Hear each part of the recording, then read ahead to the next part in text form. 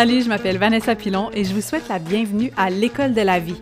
Un endroit, mais pas vraiment un endroit, là, c'est plus comme une émission, un balado, où l'on apprend enfin des choses qui nous sont réellement utiles pour mieux naviguer cette affaire à la fois le fun et bizarre qu'est l'expérience humaine. Bon épisode?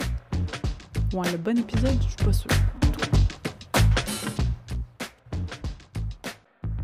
Bonjour et bienvenue à l'École de la vie. Quelle joie que vous reveniez semaine après semaine. Et je vous parle aujourd'hui en direct du Cool Club. On n'est pas vraiment en direct, là, vous aurez compris comment ça marche les podcasts.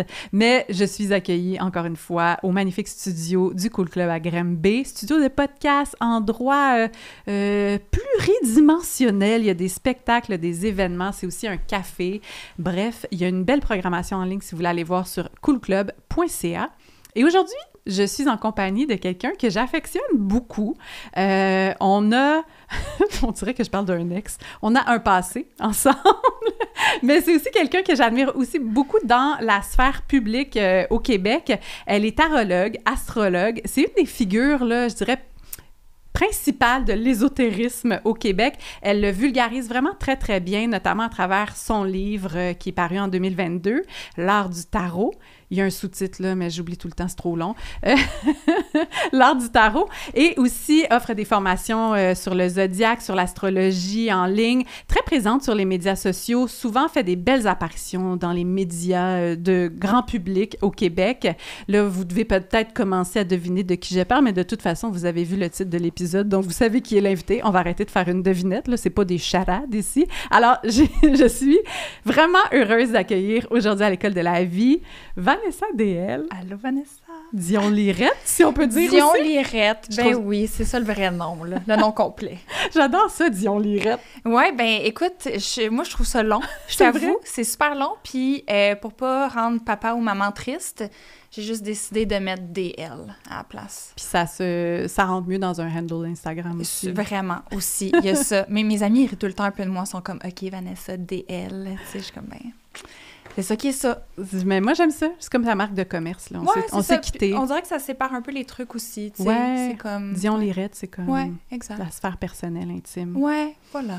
Mais on va aller dans l'intime, fait que c'est correct. Ça, il y a un mix de tout ça aujourd'hui. Ouais, j'aime ça quand tu me présentais comme une ex, quasiment. J'adore ça. Mais c'est que nous, nos chemins se sont croisés il y a autour de 7 ans, 6 ans de ça. Ouais, c'est ça, 7 ans. On a vécu un voyage ensemble. Ouais. On a vécu quelque chose d'assez particulier. On pourra en parler, mais assez flyé. Assez flyé. Est-ce que c'est ça que je me demandais en m'en venant tout à l'heure. Est-ce que c'est la première fois qu'on se revoit depuis ce voyage? Depuis qu'on est parti de l'aéroport. C'est fou quand même. Carré Trudeau, oui.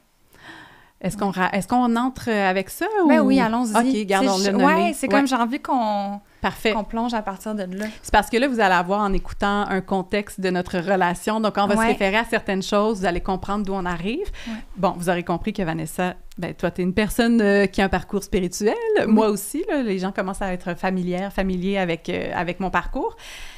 Ensemble, on est partis au Pérou en 2017. Je pense que c'est ça, oui, qu'on a dit tantôt. Oui, en 2017, on a fait un voyage ensemble. Comment tu qualifierais de ce voyage? Un voyage, j'ai envie de dire, un peu chaotique. Je le qualifierais de chaotique, significatif, challengeant, flyé. Ouais, c'est les mots que j'utiliserais. C'est ce nuage de mots. Est-ce que tu en ajouterais? Je pense que ça résume bien la chose. L'objectif, en partant au Pérou, on voulait ensemble... on était très curieuses à propos de l'ayahuasca. Toi, t'en avais déjà fait? Moi, j'étais déjà allée au Pérou au même endroit, pretty much, où est-ce qu'on s'en allait, pour ma formation professorale de yoga. Puis, dans ce contexte-là, j'avais fait de l'ayahuasca. Et là, on avait décidé qu'on y retournait pour revivre cette aventure-là. Tout le monde ensemble. Dans une retraite dédiée à ça. Ouais, c'était le plan de match. Là. C'était juste sur l'itinéraire. Oui, l'itinéraire qui a beaucoup changé en cours de route, en fait. Oui, puis moi, j'ai appris coup de théâtre, genre 2 semaines avant de partir, que finalement, j'étais enceinte de ma fille Claire, là, qui a 6 ans aujourd'hui presque.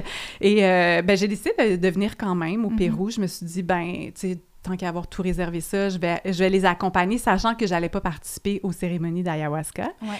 Et ensemble, on a fait du petit tourisme au Pérou, là, dans la vallée sacrée, puis on s'est rendu dans cette retraite-là d'ayahuasca. Où il y avait... Je suis pas capable de pas rire quand on en parle. C'est tellement... C'est beau, en même temps, c'est drôle, parce que on dirait qu'il faudrait avoir un PowerPoint pour vous montrer de quoi ça avait l'air. Parce que, tu sais, mettons qu'on dit, on évoque, là, Pérou, vallée sacrée, ayahuasca, retraite. Ouais. Mettons, moi, les images qui me viennent en tête, OK, c'est comme un endroit paisible. Peut-être une petite rivière, une vue sur les montagnes. Tu sais, un endroit de ressourcement, mettons. Oui, puis moi, ma première expérience, c'était ça. Ouais. Tu sais, fait que c'est pour ça que je suis tellement tombée des nues quand on est arrivé dans notre retraite, qui était dans un endroit qui était pas fini, en fait, là, comme l'infrastructure. Puis c'est ça qu'on a appris aussi, c'est qu'au Pérou, dans le fond, quand tu finis pas le bâtiment, de ce que j'ai compris, c'est que tu payes pas d'impôts. Donc, il y a beaucoup de choses qui sont pas finies. Fait que déjà, ça nous a comme fait un petit peu, je pense... j'allais dire, ça nous a désenchanté légèrement. Tu sais, on avait comme une idée de ce qu'on allait vivre. Il y avait les odeurs qui étaient là, tu sais, comme ça sentait pas les petites fleurs sauvages, ça sentait le chien qui avait fait pipi un petit peu partout. Moi, c'est l'odeur qui me marquait le plus. Quand tu penses au Pérou, tu penses au pipi de chien. À ce voyage-là spécifiquement, comme ça me revient beaucoup. Puis en même temps, il y a quelque chose qui était full correct à ça, de genre débarquer de notre... mentalité de blanche un peu, qui arrive dans un pays que tu connais pas, puis tu t'attends à genre l'expérience un peu californienne, instagrammable. Exactement. Fait que tu sais, moi, je suis arrivée là, j'ai fait comme, OK, ça sera pas qu'est-ce qu'on s'imaginait, mais on va genre plonger dedans pareil. Mm-hmm. Puis là, c'est sûr qu'il y a eu la rencontre des facilitateurs qui géraient la retraite. Qui ça a été une autre paire de manches. Fait que là, tu sais, déjà, imaginez-vous, on arrive quelque part, on s'attend à être un petit peu, juste dans un endroit, paisible, tu sais, mais finalement, on est vraiment au centre d'un village, une petite communauté, mais vraiment comme au centre, là, pas loin urbain, là, c'est ça, pas loin de la place principale là, de la ville. Là. Fait que, tu sais, ça bouge, il y a des gens qui font leur train-train quotidien. On n'est pas vraiment dans un contexte de retraite. On n'est pas en dehors du monde, on est dans une ville avec des gens qui vivent leur vie. Fait que déjà, ça, c'est comme, OK, c'est pas ça à quoi on s'attendait. Et là, finalement, on rencontre les gens qui sont les facilitateurs, comme tu dis, de la retraite à laquelle on participe. Ils sont pas deux Péruviens, là, je tiens à dire. Là. Non. C'est comme une fille de Puerto Rico, puis un gars de l'Angleterre, genre, un couple. Que eux, ils trippent sur l'ayahuasca, puis ils ont juste trouvé une façon d'en consommer souvent. Gratuitement. C'est ça. Parce que dans le fond, ils participaient à toutes nos cérémonies sans... Puis tu sais, j'y repensais, j'étais comme... Qu'est-ce que je ferais différemment, tu sais, ou qu'est-ce que je nommerais si aujourd'hui, je me ramassais dans cette retraite-là, qui était problématique à plein de niveaux, au niveau de l'appropriation culturelle, au niveau de comme... Puis tu sais, c'était des mots qu'on connaissait pas dans ce temps-là. Exactement. C'était des concepts qui nous étaient pas familiers. Fait qu'il y a plein de choses qui sont arrivées, tu sais, justement, comme au niveau des cérémonies en tant que telles, puis qu'eux les faisaient avec nous. Puis dans le fond, t'es comme, OK, mais toi, tu participes-tu à payer la chamane aussi, ou t'embarques juste, tu surfes sur la vague, toi, avec nous autres? Comme, difficile de comprendre qu'est-ce qu'il y en est ici. Oui, il y avait une posture particulière dans leur façon de tenir l'espace, qui était, en fait, c'était plus des participants organisateurs, mais qui voulaient en offrir un petit peu pour justifier le fait qu'on payait une retraite, donc nous offraient certaines choses, mais dans un encadrement, je dirais, qui n'était pas professionnel, il y avait pas un encadrement, je dirais, adéquat. Fait il y avait comme beaucoup d'affaires, justement, que je pense qu'on n'arrivait pas à nommer sur le coup, parce qu'on arrivait là avec, pour moi, là, je dois dire, avec une espèce de confiance aveugle dans le monde spirituel, les gens savent plus que moi qu'est-ce que je suis supposée faire. Puis moi, j'arrivais un peu comme ça, puis prenez-moi en charge et aidez-moi, s'il vous plaît. Oui, tu sais, je pense que c'était très artisanal, la manière qu'ils géraient tout ça. Puis je pense qu'en effet, surtout quand ça vient à des cérémonies ou des retraites dans ce genre-là, il y a tellement d'inconnus, il y a tellement de peur. T'es dans une position super vulnérable. T'es dans un pays que tu connais pas, que tu parles pas... Bon, pour toi, tu parles super bien l'espagnol, là. J'ai appris ça lors de ce voyage-là, mais pour moi, je parlais pas espagnol. Fait que, tu sais, il y a tellement de facteurs. Moi, j'ai vécu ces cérémonies-là. Puis il y a plein de choses qui se sont éveillées en moi, comme des souvenirs que j'ai eus de mon enfance qui étaient ultra inconfortables. Tu sais, il y avait des dynamiques interpersonnelles qui étaient challengeantes aussi. Fait qu'émotionnellement, c'était tellement chargé que face ou dans un contexte où est-ce que il y a clairement quelque chose qui tourne pas rond. Tu sais, il y a comme il y a un inconfort ou comme il y a une résistance de notre... Comme, on voyait tout qu'il y avait quelque chose qui allait pas dans l'organisation de la retraite. Qu'il y avait de quoi de shady. Il y avait anguille sous roche à quelque part, tu sais. Mais on savait pas comment le nommer. Puis, dans cette position vulnérable-là, je pense que quand j'y repense, parce qu'on était 3 dans cette retraite, on a toutes eu une réaction différente face à sentir qu'on était menacé. Tu sais, souvent, on parle du fight or flight. Ouais. Puis maintenant, on sait qu'il y en a 4 réactions, c'est pas plus, là, mais fight, flight, freeze or fawn. Fait que c'est soit de combattre, d'éviter... Se sauver, éviter. De geler, paralyser ou de se faire flatter. Ça serait comme la meilleure traduction, ben d'être comme cute, de jouer la game. Séduire. Ouais, c'est ça. Exact. Ouais. Puis je pense qu'on a toute une réaction différente, tu sais. Moi, j'avais l'impression que tu étais plus en mode évitement.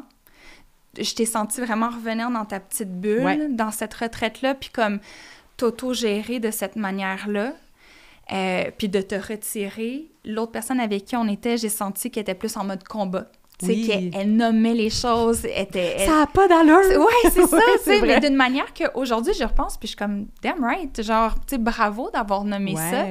Puis moi, j'ai adopté la position de fun. Tu sais, de faire comme, hey, écoute, moi, je me sens menacée en ce moment.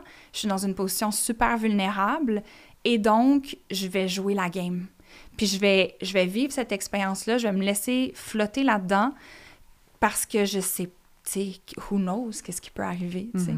Fait que je pense que ça le fait qu'on avait comme 3 positions très différentes. Puis que ça a été un voyage tellement chargé, mais qui a fini par être super significatif pour moi parce que, comme tu le dis, tu arrives là-bas avec une idée de tout le monde est bien intentionné dans le monde de la spiritualité.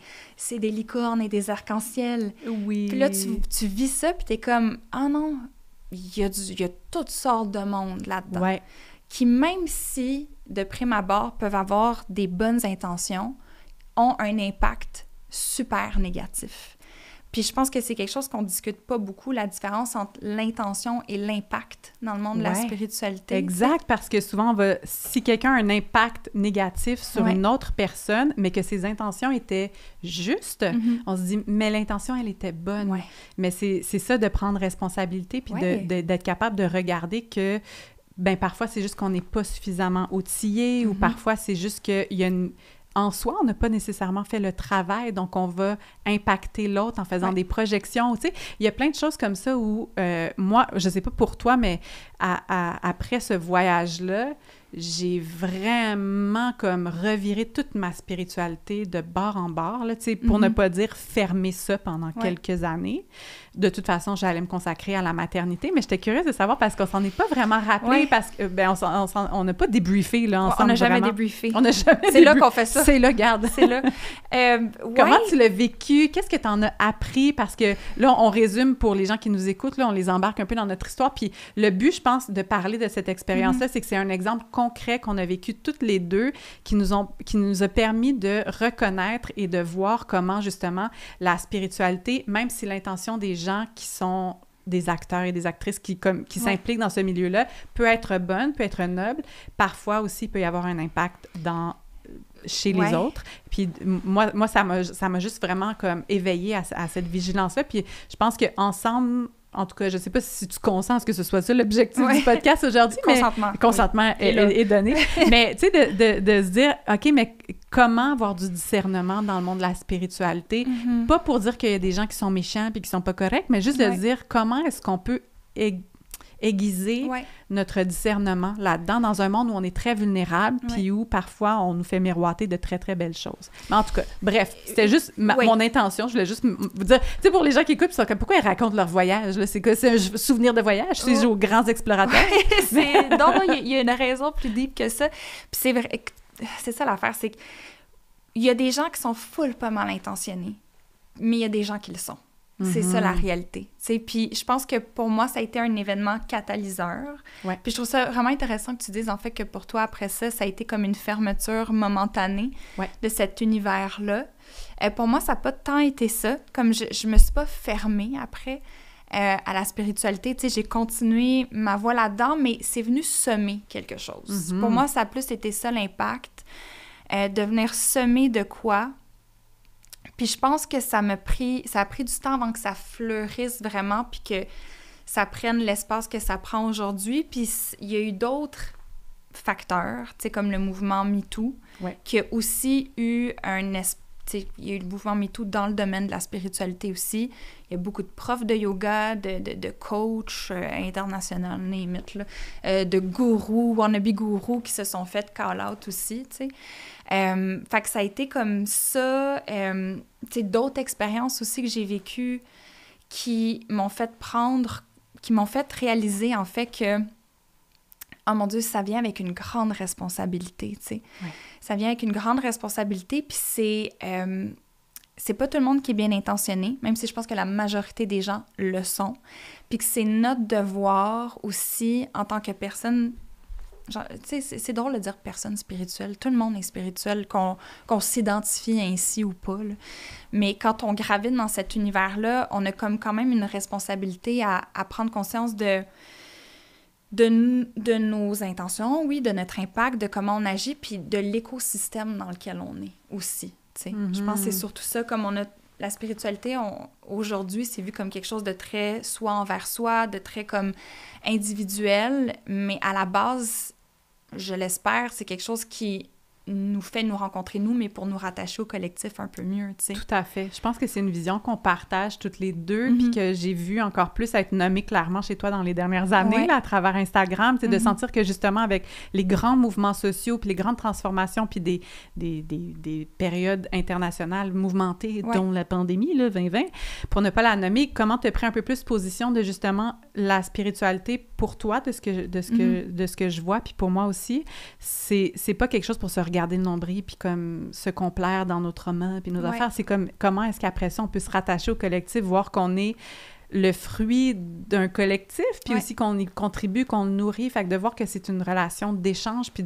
d'inscrire justement tes pratiques spirituelles dans cet échange-là, dans cette réciprocité. Puis ça vient à dire que la spiritualité, c'est politique. Puis je pense qu'on aime ça, diviser les choses. Ça veut pas dire que politique, ça veut pas dire nécessairement l'action de voter. C'est pas ça. C'est dire que...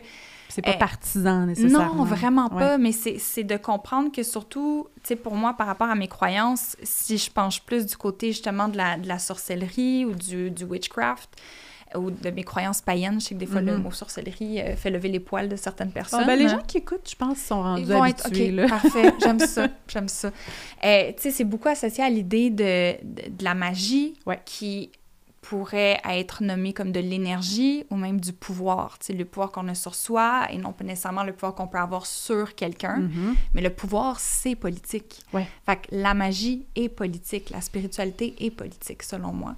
Fait que on peut pas dissocier les deux. Fait que, puis tout ce qu'on fait est politique. S'acheter un café est un geste politique aujourd'hui.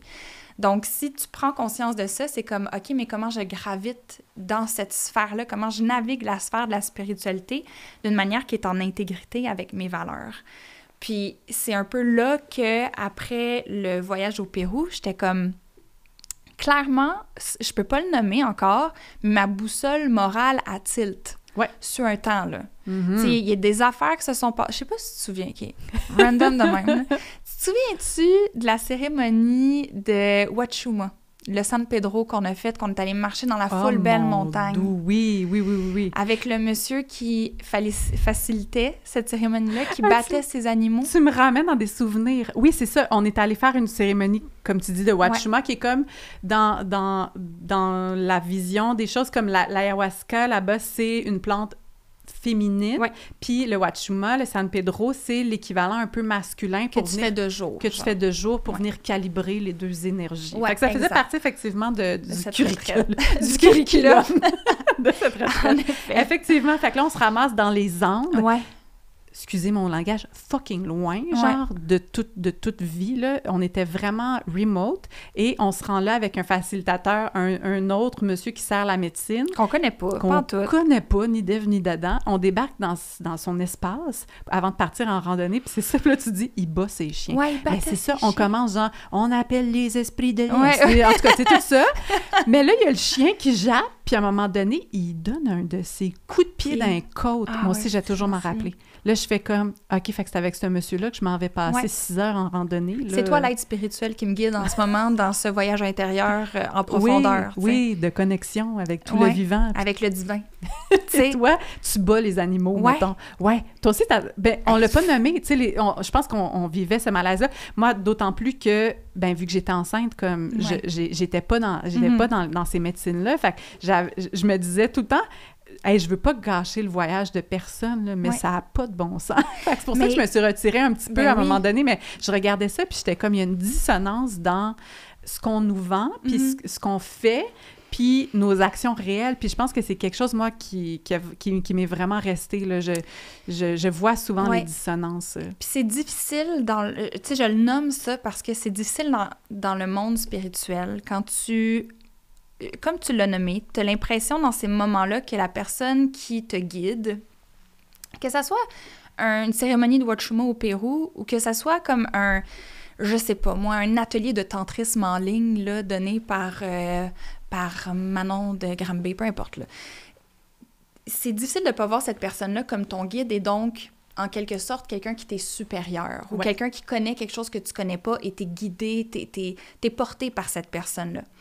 Fait que quand c'est le temps de remettre en question la sagesse de cette personne-là, on dirait que ça se fait pas automatiquement. Tu sais, moi, c'est quelque chose que je remarque beaucoup, que de moins en moins, mais surtout avant, ne sachant pas, il y a comme juste un feeling intérieur que la boussole morale, elle tilt. Ouais. Et comme, j'ai un inconfort, il y a de quoi qui marche pas ici, mais j'ai de la misère à nommer c'est quoi. Puis, tu sais, évidemment, le fait de kicker son chien, c'était assez clair, mais il y avait d'autres trucs qui étaient moins clairs. Tu sais, juste comme, ça marche pas. Puis, souvent, c'est quelque chose que les gens nomment beaucoup par rapport aux réseaux sociaux. Tu sais, tu vois les gens agir sur les réseaux sociaux, des fois, des gens tu sais, des genres de wannabe gourous spirituels sur les réseaux sociaux, puis là, t'es vois aller, t'es vois parler, puis t'es comme, il y a de quoi qui... J'ai comme un petit drapeau rouge qui se lève à l'intérieur de moi, puis j'ai un inconfort. Ouais. Puis souvent, quand tu nommes cet inconfort-là, moi, ce que j'entends beaucoup, ce que j'ai beaucoup vu, c'est « l'inconfort que tu ressens est une projection, ma chère. Oui. C'est juste un miroir de tes triggers à toi ou de tes traumas ou de ce que tu n'aimes pas à l'intérieur de toi qui refait surface, tu sais. Et des fois, c'est vrai. Tu sais, des fois, oui. Mais des fois, non. Des fois, c'est juste comme « ça se fait fucking pas ce que tu es en train de faire, tu sais. » Ouais. Fait que... Pour moi, ça a été beaucoup un travail dans les dernières années d'observation, de quand ma boussole morale a tilt, puis de prendre le temps de m'asseoir avec ça, puis de faire comme, OK, là, ça m'appartient-tu? Ou vraiment, c'est une limite à tracer, tu sais? Est-ce que là, c'est comme, non, en fait, c'est... Tu sais, je me suis... Un autre exemple. Mon Dieu, j'ai l'impression que je parle vraiment longtemps, là. Mais un autre exemple. Pendant la pandémie, OK? Peu importe ce qu'on pense de ce qui est arrivé, OK? Le but, ce n'est pas de donner notre avis, mais pendant cette période-là, je me souviens qu'il y avait quelqu'un qui se positionnait sur les réseaux sociaux comme un enfant indigo qui, dans le fond, était venu ici pour sauver l'humanité. Excuse-moi, juste ça me fait rire. Regarde. Pas de jugement si vous êtes des enfants indigo, on vous aime, là. C'est l'entièreté de la chose, OK? C'était un enfant indigo qui était venu ici pour sauver l'humanité parce que, en raison de ce qui était en train de se passer, tout le monde allait mourir. OK. Mais elle, cette personne, était là pour sauver les gens. Puis, à ce moment-là, c'était assez clair que ça marchait pas, mais ma boussole était comme « Oh, c'est vraiment inconfortable, ça. Il y a quelque chose qui fonctionne pas. » Puis je pense qu'il y a beaucoup de gens qui, à ce moment-là, sentent qu'il y a quelque chose d'inconfortable, mais ne peuvent pas le nommer. Mais moi, j'ai envie de dire aux gens, parce que souvent, dans la spiritualité, on est comme « Non, tolérance, faites confiance, les gens sont bien intentionnés. » Peut-être, mais quand ta boussole morale, elle commence à flipper un peu, là, aussi faire confiance à ça. Ouais. Oui, d'écouter son ressenti. Puis des fois, ça passe par le corps, ou justement, comme tu dis, une boussole morale. Puis effectivement, des fois, c'est vrai qu'on va, on va envoyer de la projection sur quelqu'un, puis la personne nous renvoie un reflet de quelque chose qui est inconfortable en nous, puis qu'on n'aime pas. Ça arrive, puis en fait, je pense que c'est ça, de prendre juste le petit moment pour aller écouter c'est quoi qui parle en ce moment. Il y a un inconfort. L'étiquette générale, inconfort, mais c'est entendu, j'aime pas trop ça. Est-ce que j'aime pas trop ça parce que ça m'invite à aller dans une zone qui est inconfortable pour moi, que j'ai à aller travailler, puis à guérir, faire du shadow work et tout ça? Ou est-ce qu'effectivement, comme tu dis, c'est quelque chose que tu fais, mais non, moi, dans mes valeurs profondément, ça, c'est une limite. Puis de faire confiance à cette limite-là, parce que je pense que c'est quelque chose aussi dans l'univers spirituel puis du développement personnel, où des fois, nos limites sont comme floutées un peu. On se fait plus trop confiance parce que on est dans une position vulnérable, puis on espère que l'autre va nous apporter quelque chose. Puis là, je veux pas toujours tout ramener à ça, mais le fameux triangle victime, bourreau, sauveur, d'être comme « moi, ça va pas, veux-tu me sauver, s'il vous plaît? » Puis effectivement, il y a quelque chose dans la dynamique de pouvoir qui s'installe où on arrive peut-être un peu moins à faire confiance à nos ressentis, puis je veux pas non plus rentrer là... Bien, on peut rentrer là-dedans, mais il y a aussi, tu sais, mettons, quand tu as vécu du trauma où tu fais même pas confiance à ton propre ressenti, puis à ton corps, puis tout ça, ça devient une zone vraiment difficile à naviguer, puis après, c'est comme, mais qu'est-ce que je fais avec ça? Puis des fois, il y a aussi beaucoup d'argent qui a été mis en jeu. Ça, dans le système capitaliste, c'est genre... C'est important quand même, tu dis, hey, j'ai payé des milliers de dollars en ce moment, là. Comme, je peux pas m'avouer qu'en ce moment, ce qui se passe, ça n'a pas d'allure. Tu sais, c'est un peu ça dans ce qu'on a vécu dans notre voyage au Pérou. Il y avait quand même des milliers de dollars en jeu. On avait économisé, tu sais, je veux dire, on avait mis des sommes d'argent importantes dans cette expérience-là. Fait que de s'avouer que c'était un peu n'importe quoi et que c'était pas safe, c'était vraiment confrontant. Fait que c'est quelque chose, des fois, où on n'a pas trop envie de se l'avouer non plus. Puis en plus de la culpabilité puis de la honte que tu peux ressentir quand... Je me suis fait avoir. Ben c'est ça, tu sais, où je pense à des gens peut-être qui ont suivi des coachs pendant des années pour se rendre compte finalement que c'était des gens problématiques, qui étaient pas super bien intentionnés. Ce moment-là où est-ce que tu acceptes que tu as perdu beaucoup de sous, que tu t'es fait flouer pendant un moment... Ça vient avec des vagues de honte, puis de culpabilité, puis de se sentir niaiseux d'avoir cru à ça. Puis, fait que c'est pour ça, moi, j'inviterais les gens à aller réécouter ton épisode sur l'autocompassion, peut-être, tu sais, en écoutant cet épisode-là ou dans ces moments-là, de comme, ah ouais, tu sais, il faut vraiment que je sois douce envers moi-même, parce que souvent, quand on arrive dans la spiritualité, c'est aussi qu'on est parfois dans une position vulnérable, tu sais. Soit qu'on s'est senti délaissé par les méthodes traditionnelles de guérison, soit que... Ben, en tout cas, je peux parler pour moi. Moi, je pense que... Je serais curieuse de t'entendre comme... Qu'est-ce qui t'a amené, disons, dans un parcours spirituel, ou tu sais, qu'est-ce qui t'a... Toi, je pense que ça a toujours été là. Ça m'a toujours interpellée. Quand j'étais jeune, je demandais à ma tante ou à ma grand-mère de m'amener à l'église. Tu sais, j'avais comme un appel à ce sentiment-là de transcendance où je trouvais ça beau, la dévotion, le culte et tout ça. Moi aussi, pareil. Ouais, il y avait... Puis tu sais, pour moi, l'église, c'était genre d'allumer un lampion en pensant à mon arrière-grand-mère. Tu sais, c'était comme ces petits gestes-là me parlaient full. Mais tu sais, je me souviens avoir déjà été amenée enfant dans une église évangéliste. Ben voyons, moi aussi. Coudonc, ah ouais? Tu t'appelles Vanessa, on a le même sac. On est toutes pareilles. Tu es mon reflet. On est un miroir l'une de l'autre, c'est pour ça. Fait qu'ils sont trigger, on sait que c'est pour ça. Mais bref, l'église évangélique, je me souviens avoir été là enfant, puis de voir les petits-enfants de 1 an, là, les bras dans les airs, là, puis de me dire... C'est weird. Genre, d'avoir un inconfort avec ça, sans nommer, genre... C'était quoi, évidemment? J'avais comme 7-8 ans, mais de faire comme « Ah, je suis pas bien là-dedans. » Tu sais? Fait que ça a été comme un long processus après de m'intéresser. Dans ce temps-là, on appelait ça la magie blanche. Puis j'avais plein de petits livres de magie blanche. Puis je faisais des rituels. Puis c'était vraiment comme à l'université que ça a pris plus de place pour moi. Dans une période où est-ce que je me cherchais beaucoup. Où est-ce que je savais pas j'étais qui, en fait.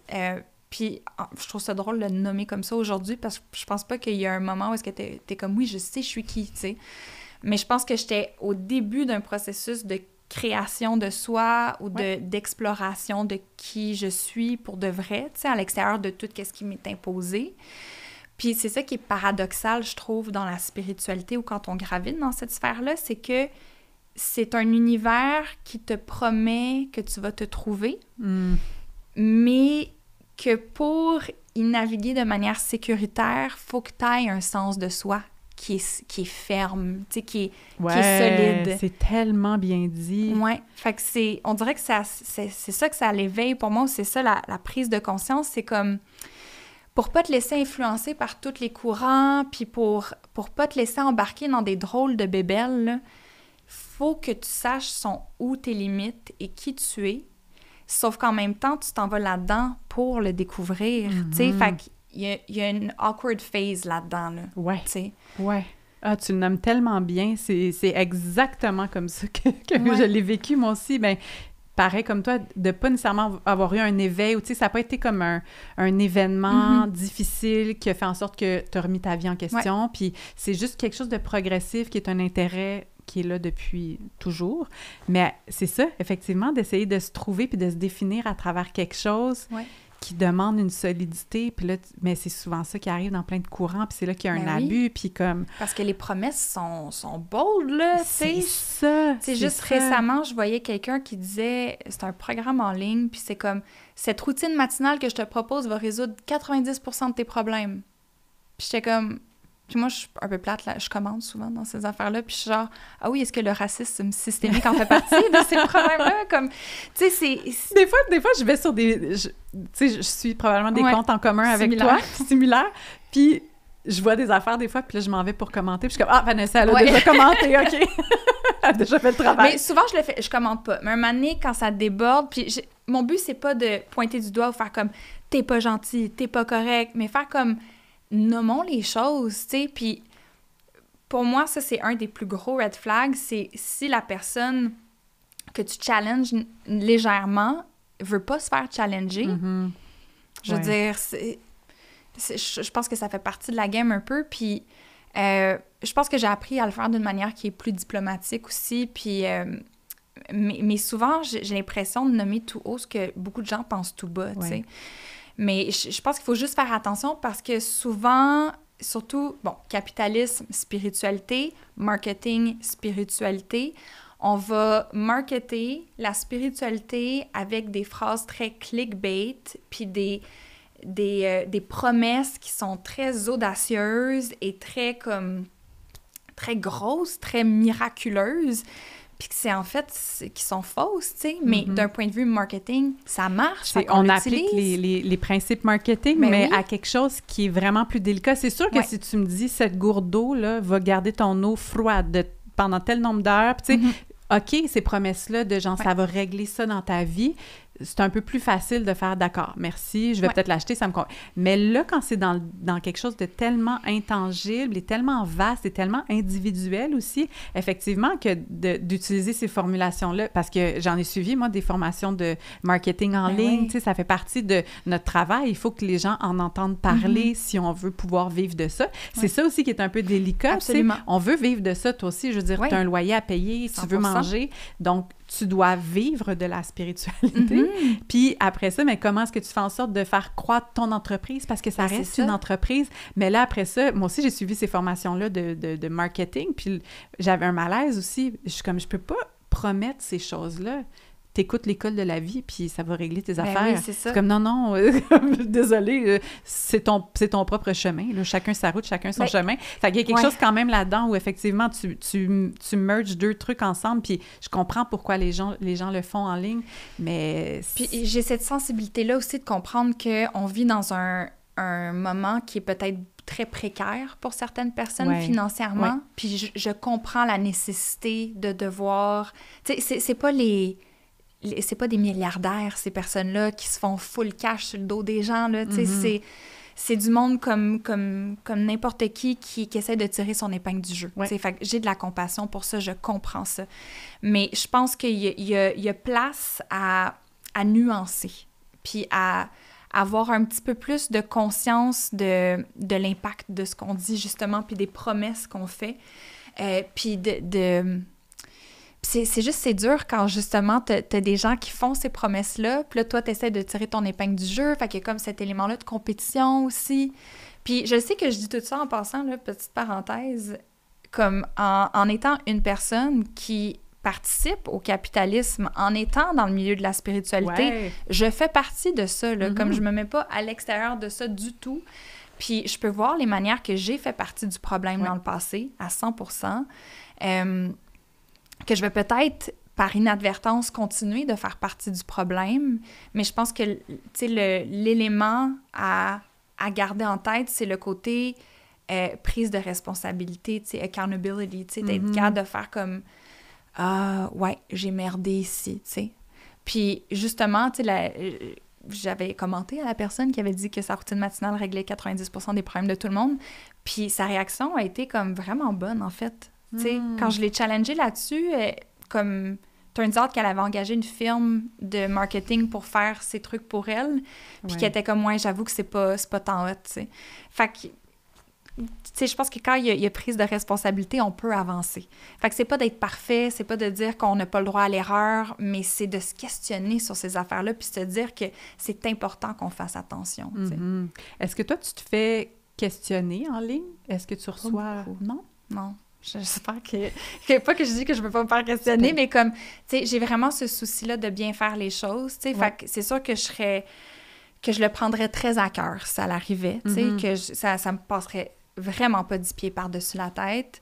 Je pense que je me tiens quand même au courant de certains trucs, tu sais, comme l'appropriation culturelle, de ces choses-là, fait que... dans les fois dans ma vie où est-ce que j'ai approprié des cultures qui n'étaient pas la mienne, je me suis pas fait challenger parce que c'était pas encore connu. Puis je me suis auto-pointée du doigt dès que j'ai compris ce que j'avais fait, tu sais. Je sens de ta part une grande sensibilité à toutes ces questions-là, justement d'appropriation culturelle, de responsabilité sociale, de sensibilité aussi aux courants sociaux, puis de te positionner tout en prenant un petit step back quand c'est pas ta place. Mais que ça devient d'où, ça? Parce que c'est quand même, je vais pas dire que c'est rare, mais... Tu sais, j'essayais... Justement, c'est un sujet dont j'avais envie de parler, puis je pensais aux gens avec qui je pourrais parler de ça, de justement la spiritualité, la responsabilité quand on est dans le monde spirituel, comment, tu sais, parler du discernement, puis tout ça. Puis t'étais la seule personne qui venait en tête, puis je suis comme, mais d'où ça devient, cette sensibilité-là? Est-ce que... Tu sais, je sais que tu as étudié à l'université en conflit... En études de conflit droits humains. C'est ça. Ouais, est-ce que ça devient de là, tu sais, comme, qu'est-ce qui fait que... Parce que tu aurais pu plonger à 100% dans, genre, ton rôle d'astrologue. Puis j'imagine que les gens, ils te donnent un certain pouvoir aussi, parfois, puis j'aimerais ça qu'on en parle, comme, comment tu navigues ça, des gens qui sont genre, dis-moi tout, Vanessa DL, s'il vous plaît. Ben, c'est drôle, parce que j'ai beaucoup suivi à l'époque ce que Matthew Remski faisait. Il y avait un podcast qui s'appelait Conspirituality, puis il a écrit un livre aussi sur le monde du Ashtanga Yoga. Fait que pour moi, ça a vraiment commencé avec une remise en question de l'univers du yoga, parce que j'enseignais le yoga à temps plein. Puis quand... je sais pas si tu as su ça ou si tu as suivi cette saga-là de ostéo-yoga dans le temps. Non. Oh mon Dieu, OK. Donc, il y a un article de la presse qui a été écrit par 2 journalistes bien professionnels sur une école de yoga qui s'appelait Ostéo Yoga, qui était super connue à l'époque dans l'industrie du yoga québécois. Puis, bref, celui qui était à la tête de ça était une figure très charismatique qui avait beaucoup de comportements extrêmement problématiques. Et là, je parle pas genre qu'il y avait juste un gros ego, là. Il y a des histoires d'abus physiques, abus sexuels, de wannabe thérapie de conversion de personnes queer, tu sais, plein de choses vraiment graves, là. Donc, si les gens veulent aller lire sur Google, vous pouvez taper le champion de l'utérus, comme il se nommait, il s'autoproclamait. Donc, bref, pour moi, j'ai fait partie... C'était un monsieur, là, qui se proclamait... Oui, un entre guillemets, ostéopathe, qui se disait le champion de l'utérus. Donc, bref, tout ça pour dire que pour moi, cet événement-là, où est-ce que ça l'a fait effet boule de neige, il y a une personne qui est venue me dire comme, moi, j'ai vécu telle chose avec cette personne-là. J'ai mis sur mon Instagram des articles qu'il avait écrits qui étaient ultra misogynes, ultra, tu sais, dans l'essentialisme de genre super problématique. Ça l'a fait effet boule de neige. Next thing you know, je reçois plein de témoignages. On récolte, moi et 3 autres filles, tous ces témoignages-là, on envoie ça aux journalistes, à la presse, puis un gros dossier qui est écrit là-dessus. Mais pour moi, ça a été un énorme catalyseur de... Il y a des gens à protéger. Genre... Puis ça, c'est un feeling que j'ai depuis toujours, depuis que je suis toute petite, là. Si c'est pas moi qui le fais, qui va le faire? Tu sais, il y a ça, puis aussi que je suis une personne super privilégiée de plein de manières, du fait que d'où je viens, du fait que je suis une femme blanche, name it, tu sais, toutes les layers de privilèges que j'ai. Puis je peux le faire, tu sais, je peux le faire, puis les gens m'écoutent quand je le fais. Fait que pourquoi je le prendrais pas? Pour moi, c'est comme... C'est même pas une question de si tu le prends ou pas. Genre, c'est... Tu sais, c'est peut-être parce que je t'ascends en balance aussi. Peut-être parce que j'ai mon Mars en Gémeaux en Maisonneuve. Je ne sais pas, tu sais. Je peux trouver plein de raisons, mais je me vois pas dire ça. Je suis pas capable. C'est plus fort que moi. Puis je pense qu'il y a une période, surtout quand j'ai été comme plus en thérapie conventionnelle, là, où est-ce que j'ai comme pris un peu de recul pour faire comme, OK, j'ai pas apporté tous les combats non plus. Tu sais, il faut que je prenne soin de moi aussi là-dedans. Ouais.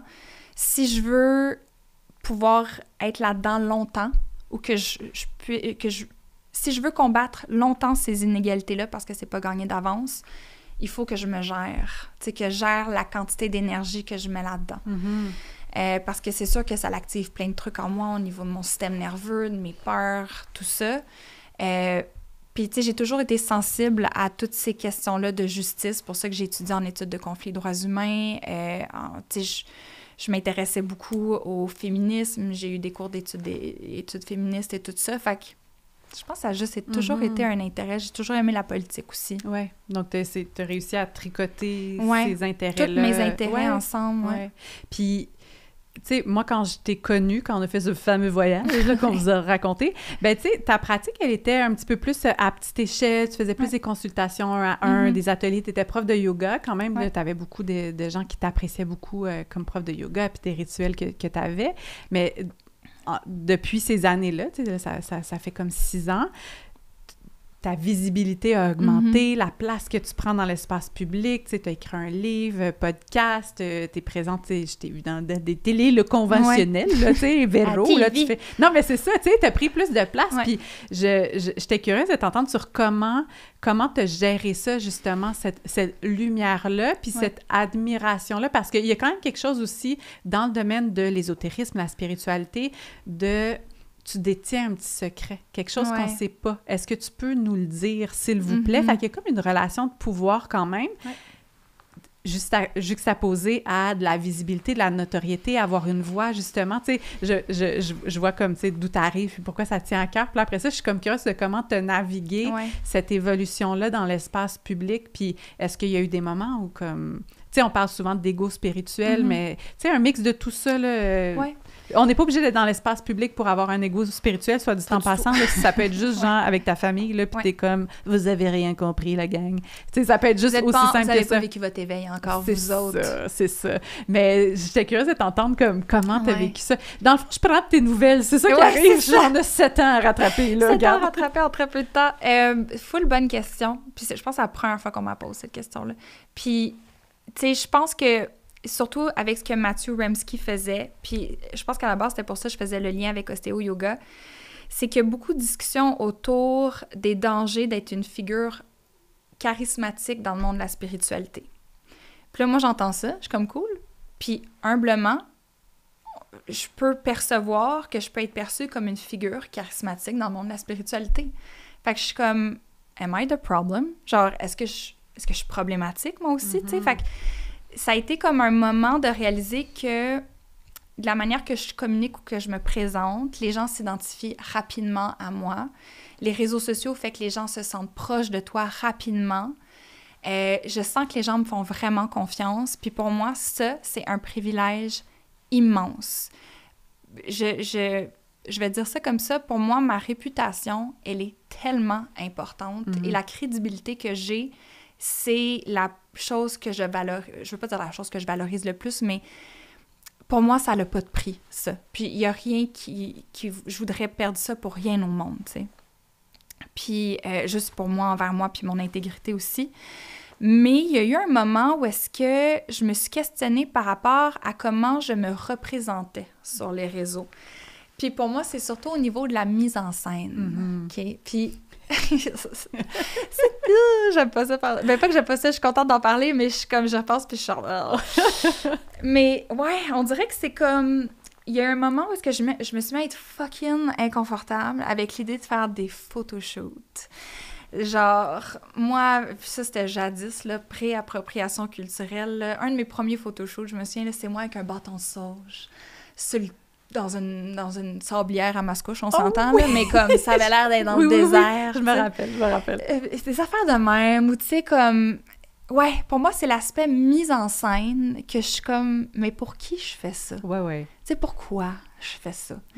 Ou, puis comment on représente la spiritualité, une femme spirituelle dans son plein pouvoir. Exactement. Ouais. Ou juste comme qui j'essaie d'impressionner, tu sais, ou genre, je sais pas c'est quoi, tu sais, ou à quel point, c'est-tu vraiment ça, moi? C'est-tu moi, ça? Ou j'essaie de performer ce que je pense que la spiritualité devrait être, puis il y a un aspect de ça qui peut être super créatif, puis d'avoir, tu sais, ces photoshoots-là que j'ai fait, qui étaient souvent avec... Ben, c'est pas mal toujours avec la même personne, on s'entend, avec mon amie Val, qui fait encore mes photos.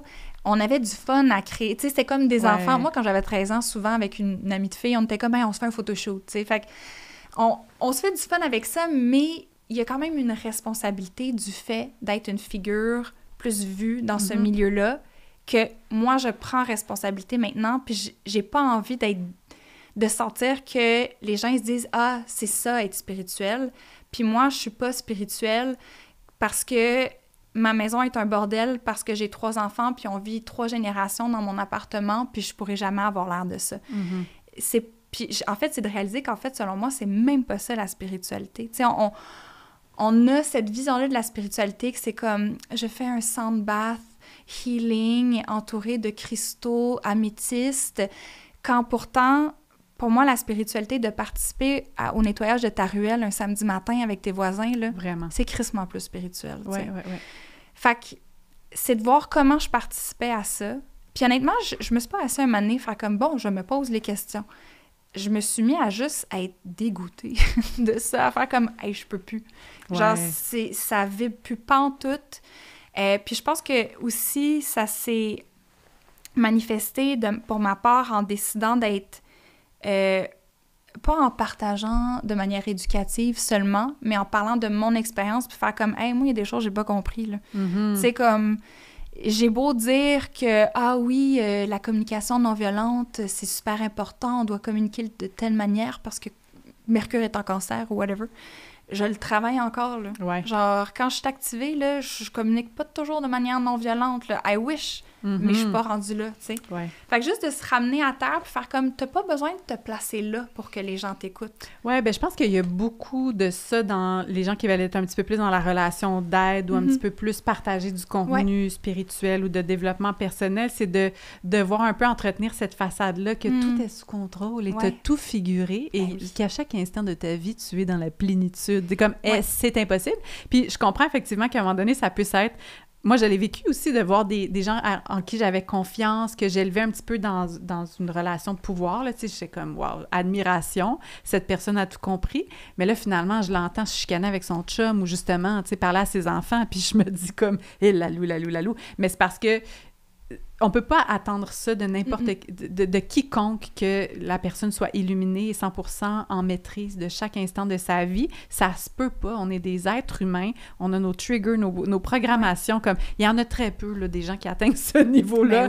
Fait d'avoir cette attente-là envers quelqu'un parce que c'est ce que la personne te vend, bien, c'est sûr que tu es déçu, puis c'est sûr que tu peux comme un peu vivre cette espèce de dissonance ou d'inconfort-là. Fait qu'effectivement, des fois, l'inconfort, il naît de ça, de l'image qu'on nous vend, là, tu sais, justement, je suis comme, wow, Vanessa avec ses grandes robes qui brûlent la sauge au coucher de soleil. Ben, c'est ça. Mais moi, dans mon 3,5, là, comme, ça sent les poubelles, puis comme, c'est ça.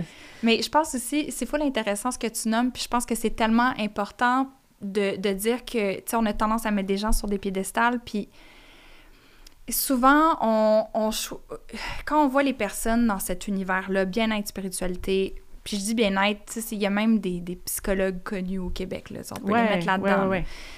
on les voit aller, puis on les admire, ou on aime plusieurs choses qu'ils ont dit, fait qu'on les catégorise d'une manière, puis on se dit, tout ce qu'ils disent, c'est génial. Tout ce qu'ils font, donc tout ce que cette personne a fait, j'embarque. Ouais. Puis de l'autre côté, c'est aussi vrai que tu vois quelqu'un qui fait quelque chose de pas correct, t'es comme, tout ce qu'elle fait, c'est de la merde. Ouais. Mais il faut qu'on apprenne à nuancer, puis dire, il y a une personne qui peut être ultra problématique. Moi, quelqu'un comme Teal Swan, là, full problématique, cette femme, OK? Mais il y a des choses qu'elle dit que je peux pas nier que c'est vraiment smart et que c'est très sage. Fait que je peux-tu comme ne pas catégoriser, puis juste comme flotter là-dedans, faire comme « OK, ça oui, ça non », tu sais, et de là, discernement. De la même manière que quelqu'un que j'admire full dit quelque chose un moment donné, t'es comme « Oh, tu l'as échappé, celle-là ». Mais ça veut pas dire que t'es une mauvaise personne, ça veut pas dire que je dois te canceller. Tu sais, ça dépend à quel niveau, là, on s'entend, là. Puis, bon, je crois pas nécessairement au cancel culture, mais de dire comme « Ah, c'est pas parce que t'as dit une affaire de pas correct que je vais arrêter de te suivre ou je vais me désabonner à ton compte, tu sais. Fait que juste de dire, on n'est pas obligé de comme placer les gens à quelque part, tu sais. On est tous des humains, il y a personne de parfait. Même les figures les plus iconiques, emblématiques de l'aide humanitaire, ils en ont fait des affaires crissement whack, là. Ouais. C'est comme John Lennon a été fucking problématique, Gandhi aussi, tu sais, c'est comme... Mère Teresa, name it, là, tu sais. Puis c'est important de le nommer. Mais voyons que chaque humain a plein de parties à l'intérieur d'elle, tu sais. Ouais. T'sais, on n'est pas comme un truc, on est plein de petites parties à l'intérieur de nous, tu sais. Puis, tu sais, ça m'amène à parler, tu sais, justement, de regarder toutes nos parties, puis tout ça. Ça m'amène à l'astrologie parce que... moi, c'est un travail des parties, là, l'astrologie. Mais j'étais curieuse de t'entendre parce que, tu sais, pendant notre voyage au Pérou, il y a quelques années, t'en parlais, puis moi, je réalise une fermeture par rapport à l'astrologie. Je t'écoutais, là, puis j'étais comme... Et je l'avais pas senti pantoute. Non, pas senti curieuse, même. C'est tout le temps de la curiosité, mais un peu une espèce de fermeture de comme... On va pas me dire quoi faire, là, tu sais. Puis j'avais une résistance aussi parce que, bon, je lisais l'horoscope, puis j'étais comme, c'est de la merde, l'horoscope, ça sert à quoi? Puis je veux pas qu'on me prédise mon avenir. Tu sais, j'avais comme beaucoup de résistance à défaire en moi. Puis ça fait pas si longtemps que je comprends l'astrologie différemment. Puis j'aimerais ça que tu me parles de ta vision de l'astrologie parce que tu pratiques l'astrologie évolutive et c'est comme un autre point de vue. Puis justement, quand on parle de son discernement, puis reprise de son pouvoir, puis tout ça, j'aimerais ça t'entendre parler de la danse entre, parce que l'astrologie, ça reste quand même bien l'influence des astres sur la conjoncture sur Terre, un peu. En tout cas, tu pourras mieux le dire que moi, mais faire danser ça et notre pouvoir, puis notre discernement, puis notre... Tu sais, moi, il y a quelque chose là-dedans où je t'avoue qu'encore, je suis genre... pas sûre de comme être full à l'aise là-dedans, là. OK, je comprends ce que tu veux dire, puis, tu sais, je pense que ma vision a vraiment changé aussi au fil du temps, a évolué. Puis je veux juste dire que je parle pas au nom de tous les astrologues. Non, c'est pas représentante de l'ordre des astrologues. Pas encore. Ça existe-tu? Y a-tu un ordre d'astrologue? OK, parfait. Mais tu sais, je sais qu'il y a des regroupements, mettons, mais au Québec, on est un petit peu en retard sur ces affaires-là. Là. Puis je vois pas nécessairement la nécessité non plus de ça, mais tu sais, moi, j'ai des amis astrologues qui sont ouverts à l'idée, mettons, que ça soit vraiment une question énergétique. Tu sais, que, mettons, Mars, on va dire, de par ce qu'elle dégage comme planète, peut affecter nous sur la Terre. Tu sais. Moi, je le vois différemment. Pour moi, c'est plus l'idée du fameux miroir, si on veut, tu sais, de dire, OK, même d'un point de vue mythologique, c'est comme depuis la nuit des temps, on va dire ça. L'humain se conte des histoires auxquelles s'identifier, puis essayer de mieux se comprendre et se développer, right? Pour moi, l'astrologie, c'est similaire. C'est dire, il y a une histoire qui est contée dans les astres, dans les cieux, si on veut. Puis quand tu t'intéresses à cette histoire-là de par les cycles, les mouvements des planètes, tu réussis à mieux comprendre ta propre histoire à toi, le sens de ta vie, ce que tu es venu ici pour faire, etc. Fait qu'il y a plus un élément de miroir, un peu basé sur la doctrine de « as above, so below », tu sais. Moins sur comme une causalité. C'est plus une corrélation qu'une causalité. Ouais. C'est tellement une nuance importante là. Ouais. Puis je respecte mes amis qui pensent différent. Tu sais, je suis ouverte peut-être à l'idée que ça soit vrai, mais on dirait que dans ma posture en ce moment, c'est plus ça qui résonne pour moi. Donc, juste pour vraiment clarifier, la causalité, ce serait que, justement, mettons le fameux Mercure rétrograde. Mercure, quand il tourne de l'autre bord, en tout cas, quand il rétrograde, là, ce mouvement-là aurait une influence énergétique sur nous. C'est comme, on serait genre, puis genre, ça me fait agir différemment. Tandis que la corrélation, c'est de voir que ces cycles-là qui reviennent. Oui, qu'il y a comme deux choses qui sont à part, qui se produisent en même temps, et il y a comme un lien qui les rejoigne, comme un effet miroir, un peu de tous ces mouvements-là, parce que moi, dans ma croyance, je pense que... là, on va vraiment genre... Ça, c'est wouhou, qui en va dans le wouhou en ce moment. Pas tant que ça, j'ai l'impression, mais... Bref. Je crois que, tu sais, si en tant qu'humain, on a une conscience, si chaque chose qui vit est conscient, je pense que l'univers est un être conscient doté d'une grande intelligence aussi. Juste un type d'intelligence que nous, on capte pas en tant qu'humain. Fait que pour moi, c'est comme l'intelligence cosmique versus notre conscience humaine, same. Tu sais, de ce qui se passe dans notre conscience humaine versus l'intelligence cosmique, c'est là que je vois le lien. Ouais. Un peu, est-ce que toi, tu inclurais comme la nature là-dedans aussi? Absolument. Oui, c'est ça. Oui, c'est tout relié. C'est comme tout. Tout est dans tout, qu'on dit. Ouais. Fait que c'est plus comme ça que je me place ça dans ma tête. Puis, encore là, je pense que c'est full important. Puis ça, c'est quelque chose qu'on nomme peut-être moins, autant spiritualité qu'astrologie, mais de nommer qu'il y a des limites à ça. Tu sais, c'est comme, on n'est pas que astrologie, où la spiritualité peut nous aider, mais pas dans tout. Tu sais, c'est comme, c'est une partie de plein de choses qu'il faut que tu inclues dans ta vie.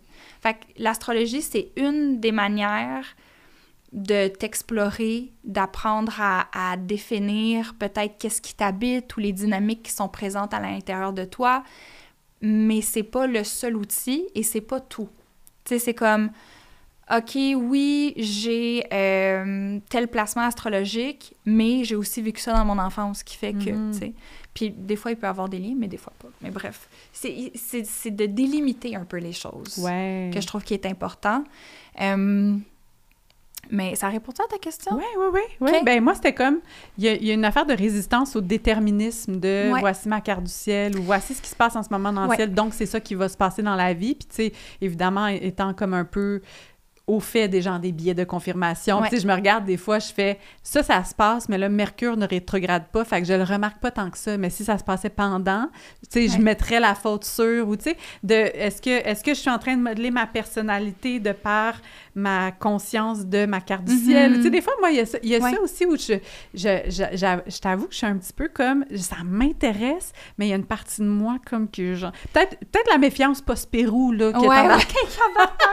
Je sais pas. Ben, je pense que, tu sais, tu peux devenir une personne full consciente de soi, full spirituellement éveillée, puis jamais toucher à l'astrologie, là. C'est vraiment pas obligatoire. C'est une modalité. C'est une modalité, puis, tu sais, encore là, c'est pas de dire « j'ai ma carte du ciel, donc je suis comme ça ». Pour moi, c'est de dire « parce que je suis née avec cette carte du ciel-là, ça serait donc bien une bonne idée de m'intéresser à ces thèmes-là. » Tu sais, c'est comme, c'est pas dire « ah, t'es bélier, t'es tête dure ». C'est de dire « t'es bélier, la notion de courage, très intéressant pour toi. Tu sais, penche-toi là-dessus.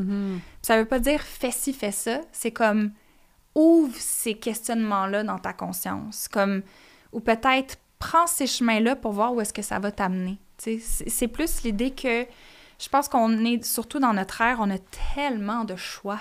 Il y a tellement d'options devant nous.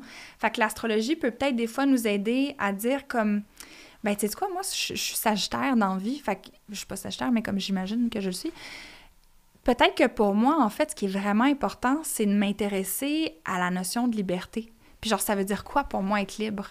Puis au quotidien, si je mets ma priorité d'abord, comment je la vis, cette liberté-là, puis comment j'ai besoin de la ressentir puis de l'incarner, tu sais, sans que je m'impose quoi que ce soit, parce que peut-être que pour certaines personnes sagittaires, la liberté, c'est pas de voyager tout le temps ou d'être un digital nomade comme on essaie de faire croire à tous les sagittaires qui devraient être, tu sais. Peut-être que pour eux, voyager, c'est dire, ben... je décide que je me perds dans une série de livres qui se passe dans la Deuxième Guerre mondiale, puis je vis à travers ou que j'écris cette série-là. Tu sais, il y a plein de manières de voyager. Fait que, tu tu sais, je pense que c'est important de ne pas le voir de manière déterministe, surtout quand c'est dans une optique de création de soi, d'exploration de soi. C'est vraiment bien dit. Puis, dans tu sais, le fait de...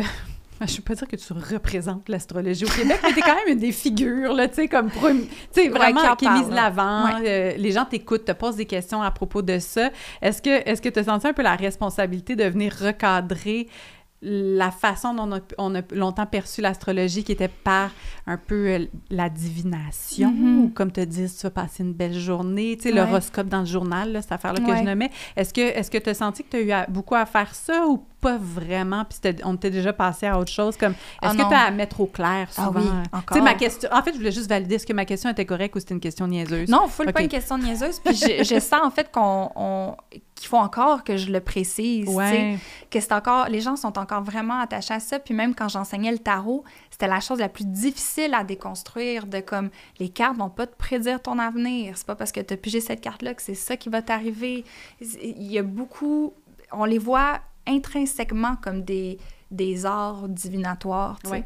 Puis oui, je me suis un peu comme mis une responsabilité sur les épaules, peut-être simplement égoïste, tu sais, de pas vouloir être vue comme quelqu'un comme ça, tu sais, parce que on dirait que parce que je porte le chapeau d'astrologue, tarologue, sorcière, name it, automatiquement, on me perçoit d'une certaine manière comme une personne qui a certaines croyances ou qui pense d'une certaine manière, puis pourtant, non. Fait qu'on dirait que c'était peut-être plus pour bien expliquer ma position, puis que beaucoup d'astrologues qui étaient dans la même veine que moi, qui sont contents que j'ai pu comme déstigmatiser un peu la chose. Mais je sens aussi qu'il y a d'autres personnes qui sont pas d'accord avec moi aussi, tu sais. Il y en a des personnes, puis que je respecte beaucoup, tu sais, qui veulent un peu préserver le caractère sacré des arts divinatoires. OK.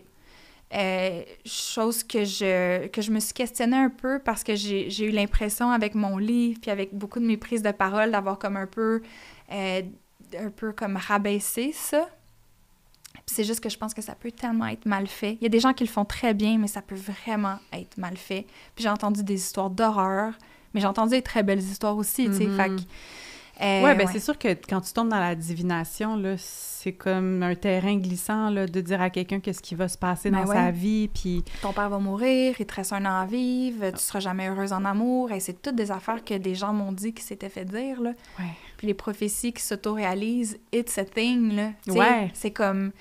Puis moi, c'est un peu ce que je veux pas dire que c'est mon cheval de bataille, mais comme... Je crois profondément que on a un pouvoir d'influencer notre vie avec notre conscience. Fait qu'il faut tellement faire attention aux choses qu'on sème là-dedans, tu sais. C'est qui les intrants, là, qui viennent te dire qu'est-ce qui va se passer dans ta vie. Juste vraiment anecdotique, là, mais quand je tournais... Allons boire ailleurs, faut pas que je me trompe de titre d'émission, mais j'étais au Cambodge, tu sais, puis j'avais une petite journée de libre parce qu'ils nous laissaient un buffer, mettons qu'un des vols serait retardé, avant de commencer à tourner, puis moi, j'avais comme rien à faire à part préparer mes entrevues, mais comme je suis une excellente élève, j'avais tout préparé. Puis je suis au Cambodge, j'ai une journée, là, je suis comme, je me rappelle plus dans quelle ville, puis je croise une genre de petite affiche, puis c'est comme, en tout cas, une affaire spirituelle, puis je me dis... pourquoi pas, je vais aller faire une petite consultation énergétique, je suis fatiguée de mon long vol, tu sais. Puis là, en tout cas, je vais voir la dame, tu sais, puis elle me parle d'affaires, puis en tout cas, un peu n'importe quoi, là, je te dirais, là. Puis là, elle me dit, mais je connais une très, très bonne voyante cambodgienne, c'est la réincarnation de je sais pas quoi, elle habite très, très loin, en tout cas, il faut y aller en tuk-tuk, puis ça prend 2 heures, veux-tu y aller? Puis moi, je suis comme... Bon, regarde, j'ai une journée... YOLO! J'étais au Cambodge toute seule, tu sais, puis... Fait que là, j'arrive chez cette fameuse voyante-là, puis tu sais, tout le monde, il va un peu... Il n'y a pas de rendez-vous, tu sais, comme t'attends ton tour, puis tu lui fais une offrande, puis là, elle part, puis elle te donne des prédictions, tu sais. Déjà, j'arrive là, puis je suis comme... j'aurais pu aussi juste aller à la piscine de l'hôtel, mettons, comme ça aurait pu être ça ma journée de congé. Je suis comme, ben oui, Vanessa qui s'en va à 2 heures de tuk-tuk voir une voyante. Surtout 2 heures de tuk-tuk, c'est long, là. Hey, c'est long, longtemps. C'est pas stable comme non, c'est pas sur se transporter. C'est pas du béton, là. Fait que là, je suis comme, j'ai mal aux fesses. En plus, je viens de prendre comme 19 heures d'avion, là, pour arriver là. Je suis comme, j'aurais pu me sauver cette heure-là. En tout cas, bref. Mais ma curiosité m'avait poussée jusque-là, tu sais. Puis je suis comme, on n'a qu'une vie à vivre, let's go. Oui. Et là, elle commence à me parler, puis elle me dit « Es-tu en couple? » Puis là, je fais « Oui. » Puis là, elle fait... Puis là, elle fait « Non, c'est pas le bon. » Mais là, moi, c'est parce que j'ai un enfant d'1 an et demi avec ce gars-là, puis elle est comme « Ouais. » Puis là, à part, tu sais, comme tu vas rencontrer un gars. Mais là, c'est hyper précis, tu sais. Elle est comme « Il faut que tu laisses ton chum avant. » Mais tu sais, là, c'était des prescriptions, là. Laisse ton chum avant. Là, après ça, tu vas rencontrer un gars. Son signe chinois, c'est cheval. Fait que là, moi, je suis comme parfait, ça veut dire qu'il est né en 72, genre. Là, elle est comme, il y a un frère, il y a une sœur, c'est un blanc, mais il vient pas du Canada. Mais tu sais, tout extrêmement précis, là. Et moi, je repars avec, mais tu sais, puis là, elle me dit d'autres affaires aussi, là, que j'ai avoir une business dans le monde de la couture. Puis tu sais, mais là, la madame qui m'avait accompagnée jusqu'à cette voyante-là, elle me dit, mais c'est sûr qu'elle voit dans un contexte culturel cambodgien, elle n'est jamais sortie de son village, là, fait que, tu sais, couture, ça peut vouloir dire d'autres choses. Puis là, tu sais, elle me nuance un peu, mais je t'avoue que même si j'avais du discernement, ça m'a joué dans la tête. C'est sûr. Hey, des fois, je voyais des... Tu sais, je me demandais, j'étais comme là, moi, j'ai pas le goût de laisser mon chum, mais là, dois-je obéir à cette voyante qui m'a dit ce qui allait se passer? Puis honnêtement, même moi, là, qui avait vécu le Pérou, puis qui avait comme cette espèce de quand même... on va en prendre puis en laisser des petits bouts. Ça m'a quand même vraiment joué dans la tête. Puis jusqu'à tout récemment, j'étais encore en train de me dire, comme coudon, vas-tu le rencontrer, le gars de signe astrologique cheval, qui va peut-être un peu me... Mais tu sais... Ouais. Mais pour vrai, ça m'a vraiment joué dans la tête. Puis je me dis, moi, qui a fait quand même ce parcours-là, qui a eu cette prise de conscience-là, qui a vécu une expérience quand même assez intense par rapport à ça, je peux encore embarquer là-dedans puis un petit peu sentir que je perds une partie de mon discernement, de mon pouvoir de décision, puis là, de tomber dans une espèce de déterminisme. Puis j'entends encore souvent des gens dans la vie, des amis du monde, me parler de leur voyance. Et je sais pas quoi dire à chaque fois, je sais pas comment, parce qu'il y a une partie de moi qui est curieuse, puis comme, moi aussi, j'aimerais bien ça qu'on me dise qu'est-ce qui va se passer, c'est rassurant. Mais tu sais, qu'est-ce que ça vient rassurer chez l'humain que de savoir ce qui va se passer? C'est comme, c'est un contrôle, comme c'est tellement... weird la vie, comme inconfortable. On essaie-tu de s'agripper à certaines certitudes? Comme il y a quelque chose dans la spiritualité où ça répond profondément à un besoin, mais que si on le fait pour ces raisons-là, mais selon moi, c'est même plus spirituel quand on est rendu là. Je pense qu'il y a comme une... On a besoin de reframer c'est quoi la spiritualité. Je pense qu'il y a vraiment ce besoin-là parce que en ce moment, il y a 60 ans, t'aurais dit spiritualité, on aurait pensé église, foi, chrétienté, au Québec en tout cas. Aujourd'hui, tu dis spiritualité, tu penses à des pierres précieuses, puis à du yoga, puis à, je sais pas, on imite là, les pratiques qu'on a, un peu wou-wou, tu sais, mais très New Age. Puis je pense que de plus en plus, ma vision, en tout cas, de la spiritualité, puis celle de beaucoup, tend à aller vers de quoi de tellement plus ordinaire, tu sais, plus dans le sens des choses, puis pas vers des pratiques performatives, tu sais, comme l'exemple du nettoyage de ruelles que je donnais, tu sais, c'est comme, en fait, la spiritualité, c'est, tu sais, c'est quoi? Alors que ça fait, je sais pas combien de temps je suis dans ce milieu-là, puis encore aujourd'hui, je me demande c'est quoi la définition de la spiritualité, je suis même pas sûre. C'est quoi pour toi, mettons, je te demande aujourd'hui, là, quitte à ce que ça change demain, puis tout ça, là, mettons, je te capte, là, c'est un Polaroid, Vanessa DL, là, aujourd'hui. C'est quoi la spiritualité? Ah, c'est tough, là, c'est comme... Avant, j'aurais dit simplement, c'est la quête de sens. Puis on dirait que c'est vide quand je dis ça. Tu sais, je suis genre... C'est comme, on va mettre quelques mots ensemble, là, puis et voilà. Ou genre, c'est très théorique. Mais on dirait que, mettons, plus de manière ressentie...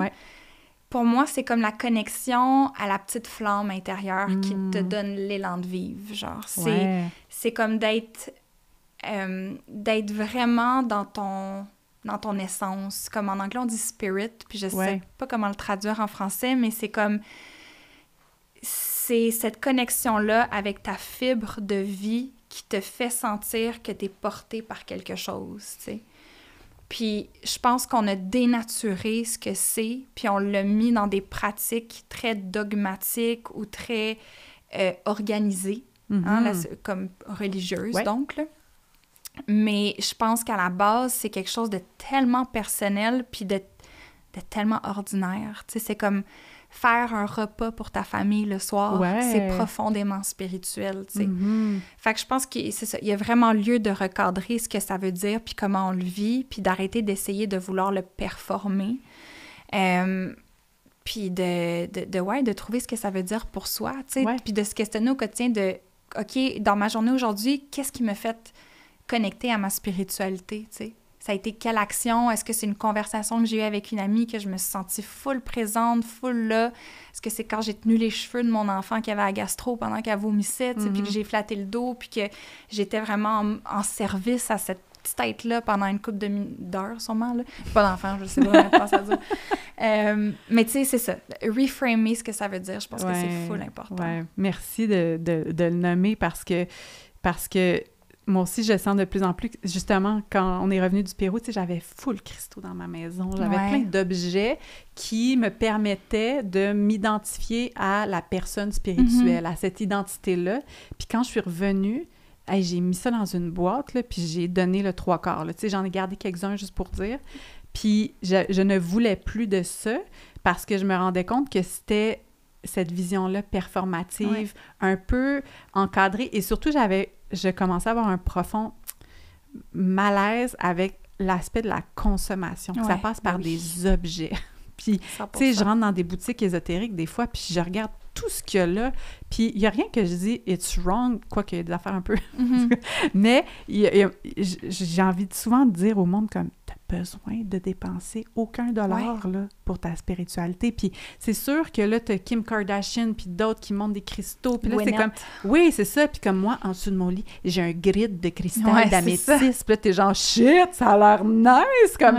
Mais ça passe par la consommation souvent, puis de juste ramener à... C'est pas obligé d'avoir l'air de quelque chose, c'est pas obligé d'impliquer des achats, t'es pas obligé d'adhérer à un groupe ou à suivre une personne.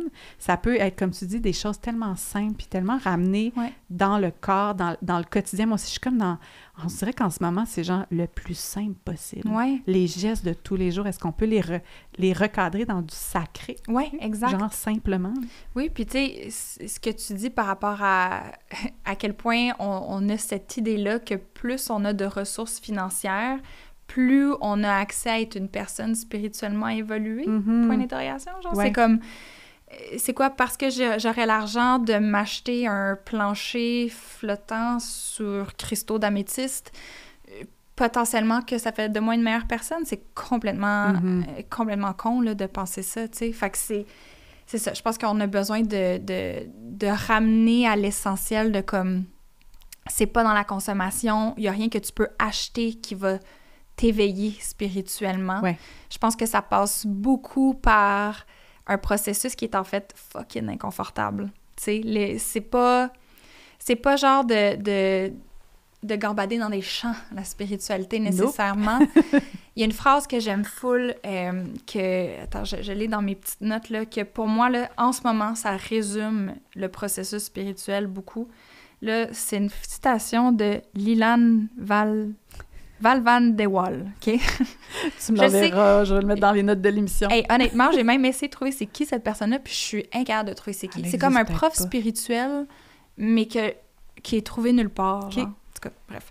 Puis en gros, si je traduis cette citation-là, c'est que le degré auquel tu peux évoluer dans la vie est directement proportionnel à la quantité de vérité que tu es capable de tolérer sur toi-même. Ouh! Ouais. C'est genre, oh!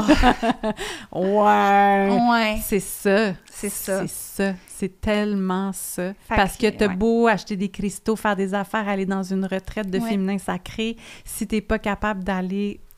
te rencontrer pour de vrai, puis faire comme... Ah ouais, ce moment-là, là, j'étais fucking dans mon ego spirituel, puis je pensais que je savais mieux que tout le monde, puis j'ai essayé de me mettre dans une posture de personne qui performait quelque chose. Si t'es pas capable de voir ça sur toi, tu bloques là, tu sais. C'est un peu ça. Fait que c'est fucking inconfortable, mais c'est comme... c'est par là qu'il faut que ça passe, j'ai l'impression. Puis je pense qu'on serait tellement à un autre endroit si tout le monde faisait ça, tu sais. Ouais. C'est le nombre de fois que je me dis ça ces temps-ci, que je vois des gens justifier des positions par simple ego. Ben, simple ego, c'est pas si simple que ça, là, mais basé sur, comme vraiment profondément ancré dans l'ego, de justifier de « Oui, moi je pense de même, c'est mon idéologie. » Non, au lieu de faire juste comme « Hey, j'ai fait une erreur. Désolée, j'ai été vraiment impulsif. J'ai été vraiment à côté de la traque ici. Puis je le vois en moi. Désolée, tu sais. On a tellement perdu ça. Puis ça, c'est spirituel, tu sais. Et là là! Hey! Il y a beaucoup de moments que je fais crunch. crunch time. Mais j'ai une question pour toi, par contre. Ah oui, vas-y. Je suis curieuse de savoir, comme, ça a été quoi un peu l'ouverture qui t'est revenue? Comme, ça a été quoi l'élément ou l'événement qui t'a réouvert à, comme, pas nécessairement reprendre ta boîte à cristaux, mais comme rouvrir ton cœur à la spiritualité? Ben, je pense que j'avais besoin d'une petite pause après tout ça pour justement être capable d'identifier pourquoi j'avais ressenti un malaise, qu'est-ce qui ne fonctionnait pas pour moi dans l'univers spirituel, aussi être confortable à regarder ma honte. Ouais.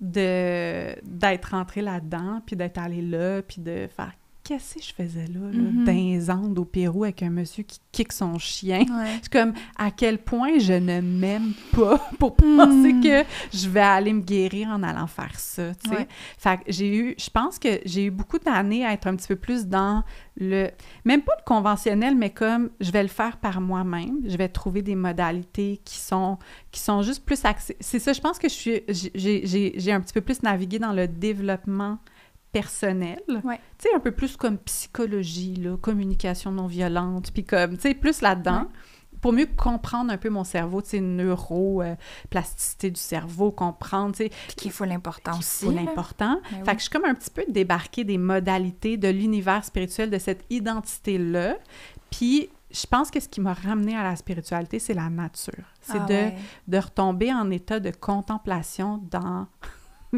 tout. Tu sais, de prendre le temps de remarquer, là. Moi, j'ai juste fait... Ouais, c'est ça, c'est qu'il y a quelque chose de tellement immense. Puis là, en fait, d'être... Ça aussi, là, ça va peut-être sonner un peu wouhou, là, mais être dans la nature et me sentir vue par la nature sans jugement. Je sais pas comment l'expliquer, mais pour moi, c'est une des expériences spirituelles les plus profondes de ma vie. Puis juste d'en parler, je suis comme, j'ai envie de pleurer, là, tu sais, c'est comme d'être accueillie par les éléments de la nature, d'être comme, de pouvoir être, tu sais, de laisser tomber mes masques, là, puis de juste être, qui était l'affaire que j'ai tellement cherché longtemps à travers toutes sortes d'affaires. Hey, j'en ai-tu payé des milliers de dollars, là, en coaching, en nettoyage énergétique, en tout, garde même, j'ai tout fait. Hey, on l'a-tu fait? On a tout fait. Puis là, de réaliser que c'est gratis chez nous, dans la forêt en arrière, assise, à juste contempler que j'ai vécu l'expérience que j'ai cherchée toutes ces années-là, puis que j'avais pas besoin. Elle n'était pas à l'extérieur de moi, elle était juste moi d'être capable de sentir que j'appartiens au monde, là, puis que je fais partie de ce grand mystère-là. Tu sais, tantôt on parlait de c'est quoi la spiritualité. Pour moi, depuis ce moment-là, c'est juste la révérence au vivant. Puis il y a tellement une humilité qui vient avec ça aussi, tu sais. Vraiment. De comme, c'est pas à propos de moi, en fait. Genre, je fais partie d'un tout, puis je suis importante, là, mais je suis pas tout, genre. Ouais. Ça aussi, ça... comme oui, j'ai une influence sur le monde, mais le monde a une influence sur moi aussi. Exact. Puis de sentir que c'est ça. À partir de là, ça allait être réciproque. Puis que... Oui, je peux aller faire du travail sur moi, du shadow work, tu sais. Il y a du travail de guérison, puis... Mais que principalement, mon travail, c'était juste d'apprendre à être dans le monde. Puis comme, juste ça, là, puis de sentir que je peux exister, puis que j'ai pas besoin de me perfectionner puis de me guérir pour, je sais pas, genre, mériter ma place sur la Terre. Là, il y avait quelque chose de comme, je suis profondément brisée, il va falloir que j'aille me réparer pour pouvoir exister. Puis là, on dirait que c'est aussi un peu sur cette idée-là que capitalise beaucoup de l'industrie. 100%. Fait que là, à un moment donné, quand j'ai fait, me donner un break, là, puis j'ai le droit d'exister comme ça, puis je vais apprendre à aimer ce qui est, mon doux. On dirait que comme là, tout ce que j'ai cherché s'est opéré en moi, puis c'est ongoing, là, évidemment. Je suis pas arrivée au bout là, de l'illumination. Là. Suivez-moi, ça va coûter 5 000 $ derrière mon paywall. Je vais donner mes 5 secrets pour vous transformer grâce à la nature. Suivez-moi. Non, mais c'est ça. Ça sonne comme beaucoup de choses que j'ai entendues. Ouais, c'est ça. Fait qu'on dirait que maintenant, je trouve... Puis c'est ça, pas de jugement pour les gens qui choisissent ce chemin-là, mais moi, je me rends compte que les trucs les plus puissants dans ma vie, c'est des affaires gratis, accessibles à tous, puis que de constater que les gens que je trouve les plus incarnés, plus whole, tu sais, comme intègres, complets, c'est du monde qui sont vraiment pas spirituels dans le sens que je portais à ce terme-là. Puis c'est des gens juste qui vivent, puis qui sont présents à ce qui est, puis qui prennent le temps.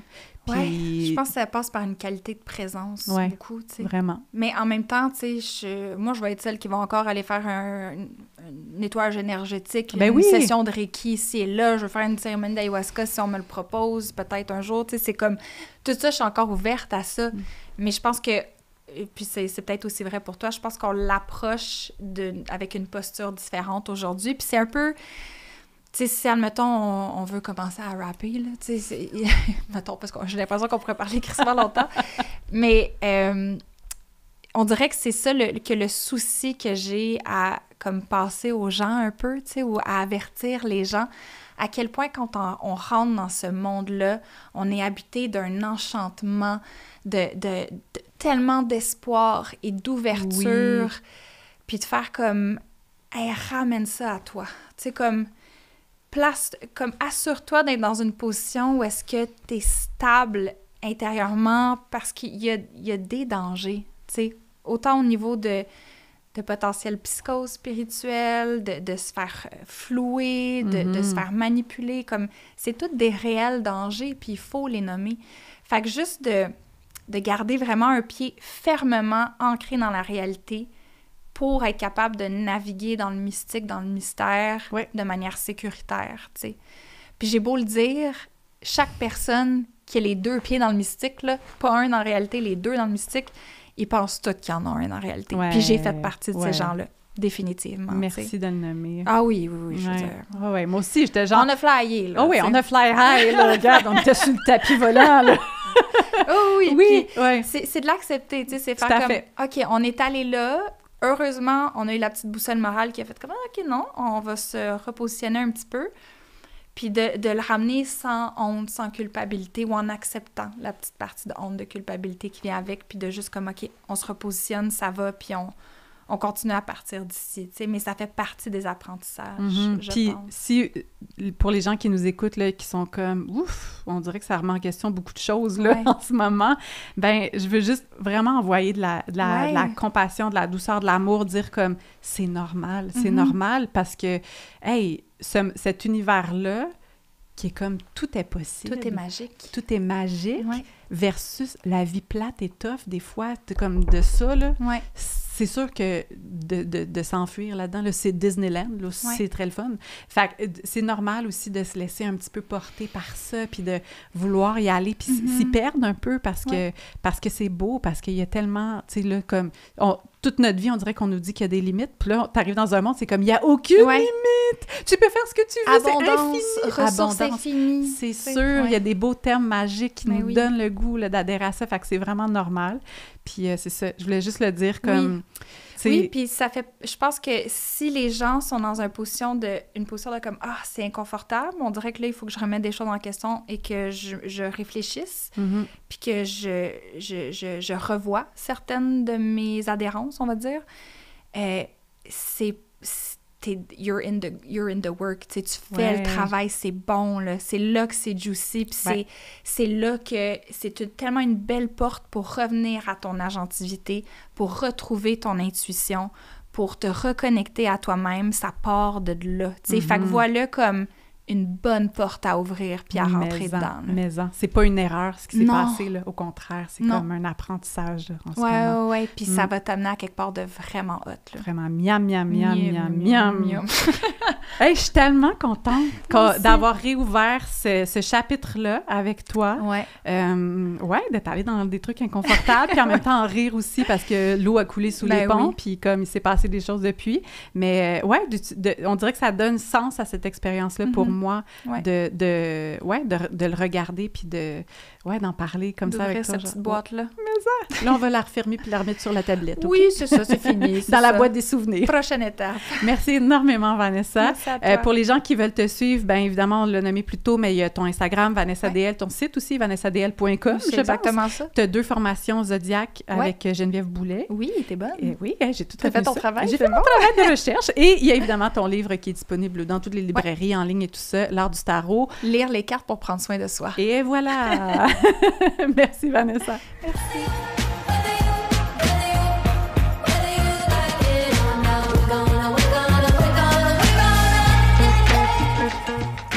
Wow, vous êtes encore là! Soit que vous tripez ou sinon ça veut dire que vous vous êtes endormi, mais dans tous les cas, laissez-moi vous dire merci aux gens qui sont encore à l'écoute, qui se sont rendus jusqu'au bout. Si vous avez aimé cet épisode, je vous invite à vous inscrire à mon infolettre pour être au courant de tout ce qui s'en vient pour le balado, mais aussi pour le fameux projet Pissenlit. Le lien pour s'inscrire à l'infolette va être dans les notes de l'émission. Et évidemment, n'hésitez pas à commenter le podcast parce que j'aime ça, mettre une belle petite note et le partager parce que ça contribue à faire rayonner tout ça de façon naturelle et vraie. Et surtout, merci d'avoir répondu présent à cette invitation que je vous fais chaque semaine avec l'École de la vie.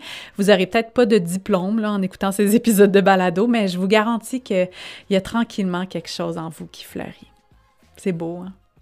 Mais que c'est beau.